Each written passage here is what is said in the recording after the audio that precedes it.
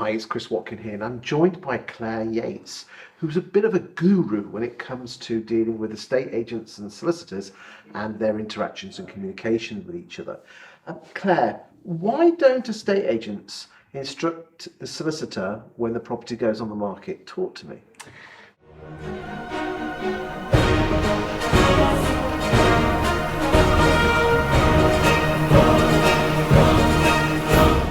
I don't really understand why.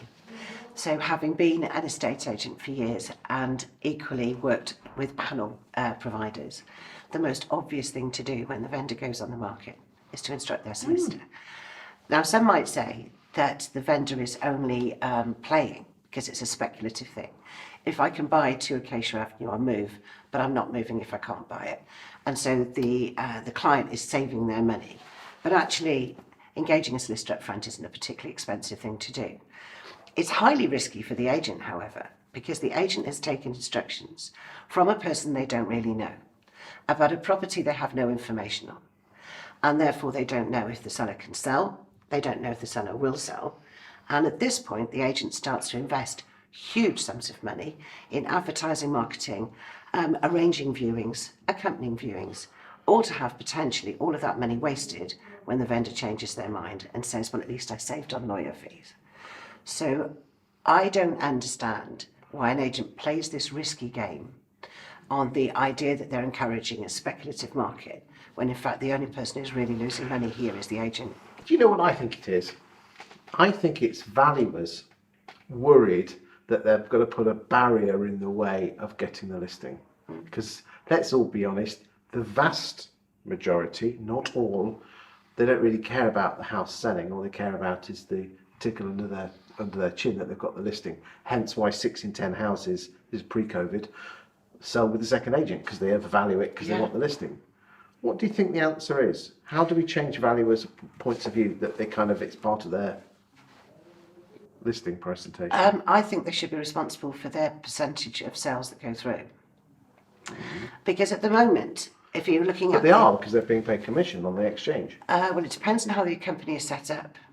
So there are some businesses where they have valuers, they have negotiators, and they have sales progressors. And the valuers are just incentivised to bring property on. Yes, there's a lot of corporates that do actually pay just on listing, don't they? Yes, so where's the risk to them? So, but actually, if you are an estate agency owner, your whole business is predicated like this. And all of the time, you should be playing the odds and working out what's a safer bet than a more risky bet. So to me, an overvalued house with a vendor we know nothing about, who hasn't got a destination in mind, it's high risk. And weirdly enough, that's the one that the fee's negotiated on. So then it's handed to the negotiator to sell. Everyone in that street has now put up the flags and having a party over the valuation that's just been given to that single house. And then there's a flurry of more instructions coming on, all at crazy prices and all costing the agent money. That marketing cost is borne by the first agent. That's the brutality of it. The negotiator then desperately trying to get people round who give the same feedback, and finally the vendor says, do you know what, we've had a think and we don't want to do this anymore.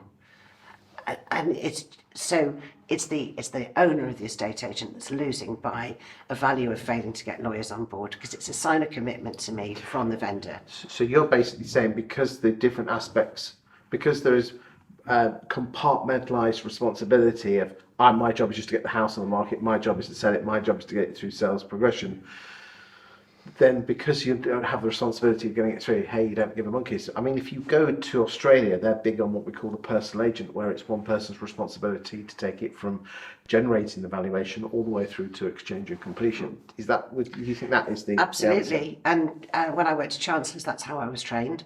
I was personally responsible for the price I took it on, the type of property I took on, the motivation of the vendor, and ultimately my conversion rate. Yes, and I had to do all my own sales progression. So I was absolutely responsible for the business I brought. Do Chancellors still operate that model? I don't think they do, no. They've sort of changed that business model completely, but certainly in Chancellors we were the first office to go to £1 million turnover with just 4 negotiators, but we were solely responsible for our contribution. Interesting. So therefore, bring more responsibility from start to finish. Yeah. What else do you think? Why else do you think estate agents don't put solicitors from day one? I think it's a habit that they just need to change. We had the opportunity, obviously, when hips were first talked about, that we could change the way we worked, and it was seen by many as a detriment or as a barrier, as you mentioned earlier. But I actually think that knowing where the boundaries of a property are from day one, understanding if there's an adopted road, or understanding if there's a right of way across your back garden, all of this stuff, the agent should be able to accurately describe very quickly, and with lease information as well. Well, thankfully, there's firms like Sprift out there that will get this information out. And I don't know if you've ever seen a Sprift report, but they truly are amazing. I'm not being paid to say this, by the way, but I just love them to bits. And even solicitors are actually loving them to bits and actually want that information up front. Yes. Interesting. Well, thank you for your time today, Claire. You've been absolutely top drawer, and I'll see you on the next video. Thank you.